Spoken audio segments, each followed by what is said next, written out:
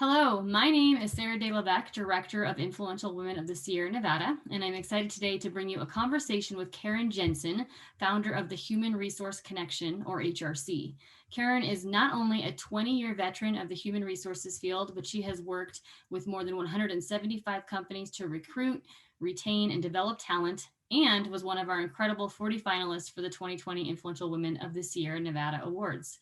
Today, I'm excited to speak with Karyn about all things professional development and get a sneak peek into the workshop she will lead on February 17th. Welcome, Karyn, and thank you so much for taking the time to talk to us today. Thanks for making time for me. Glad to be here. Oh, well, great. Well, I know we have a lot to share with our audience in a little bit of time, and so I want to jump right into it and just ask, can you tell us a little bit about what your role is and what brought you to your work in human resources and training? Well, I'm going to start with my training part of my world. I've been training since I was 5. I used to line up my little stuffed animals on my bed and teach them. I don't know what I was teaching them, but I taught them. And now as an adult, I still enjoy it. It's my number one passion in my life. And I think it's because I don't mind being vulnerable and I don't mind saying, hey, you know what? We're talking about this today, but I fail at it every day because I think that's where growth happens when you have folks in the audience. And that brings me the greatest joy when people come to me and say, when you said you don't have time to not have time, I carry that with me. I mean, just love it. And then as far as HR, I started in HR in the Career Center at my college, Chapman University in Southern California, go Chapman. And I never stopped. I've been doing it my whole life. The only thing that I added to it was getting out of the corporate world and beginning my own business with HRC. Oh, that's great. And I love that. I love, and I don't think people always make that connection, but that connection to training is really all about teaching and finding a way to bring that education element into your career. So that's awesome. So we all, I bet, are feeling a little bit overwhelmed by COVID, but there's a lot going on in our world right now.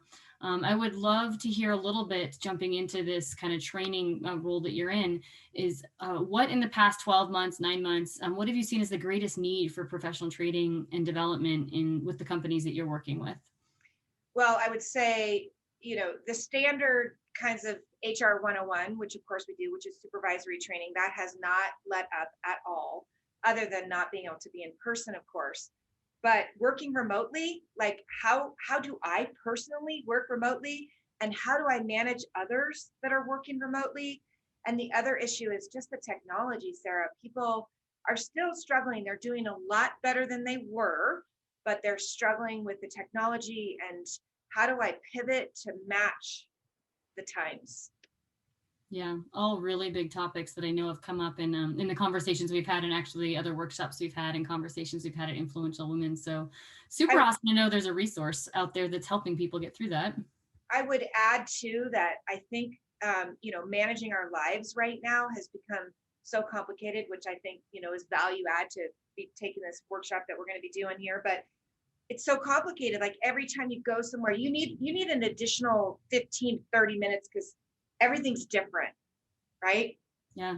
Yeah. Everything's a new adaptation. And it's Uh, it's interesting too how that comment you said about managing our lives, how much managing our lives, if it hadn't had any crossover before, there's definitely crossover now, like between your personal and your professional, and it all bleeds together. So there's that whole element as well, right? that's Um, right. just so much for us to manage. Well, I'm going to shift a little bit over here and just tell you, ask a little bit about you personally. And I would love to hear a little bit about what your goals are for professional growth in 2021. So for me, I don't. I am working. Two things I'm working on.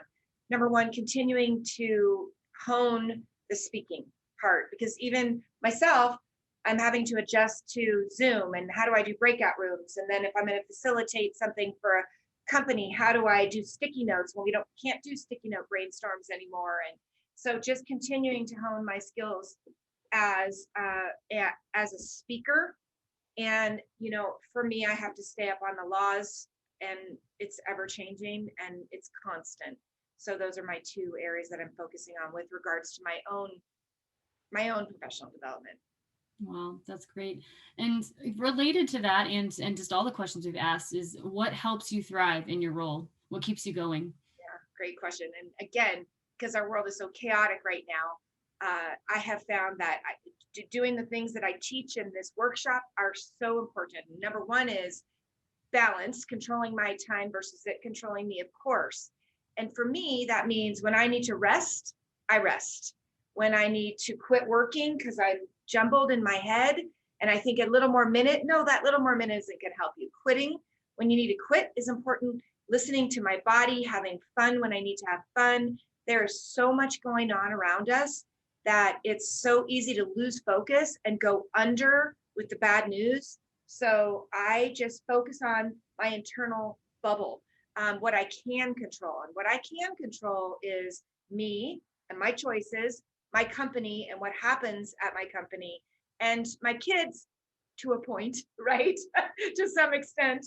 And the other thing is I worked with a coach at the end of 2020 to define my passions, and so that has really enabled me to take my life management, I don't call it time management, my life management to a whole nother level.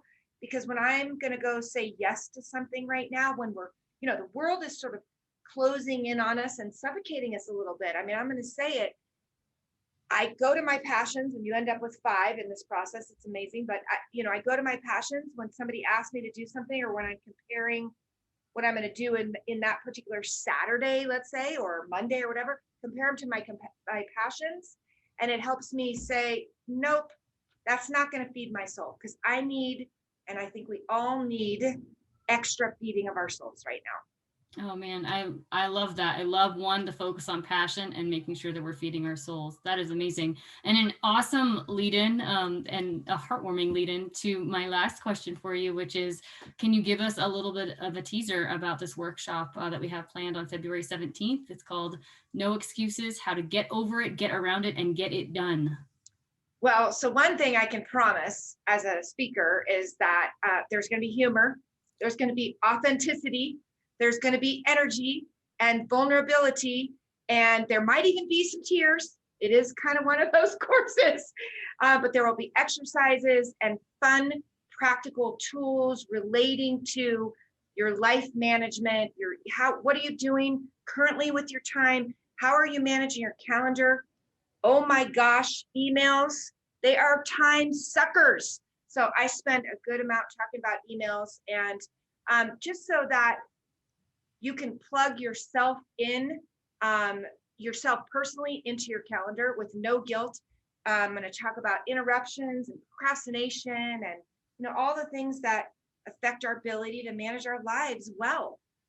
Yeah, I've said it to you before. This is something I need, and I think there's so many people out there that are going to get so much out of this workshop, and we are so looking forward to it. Thank you for taking a little bit of time out of your day today to talk to us about it, and we look forward to seeing you on February 17th. Thank you, Sarah. I appreciate the time too. Have a great day. Thanks. You too.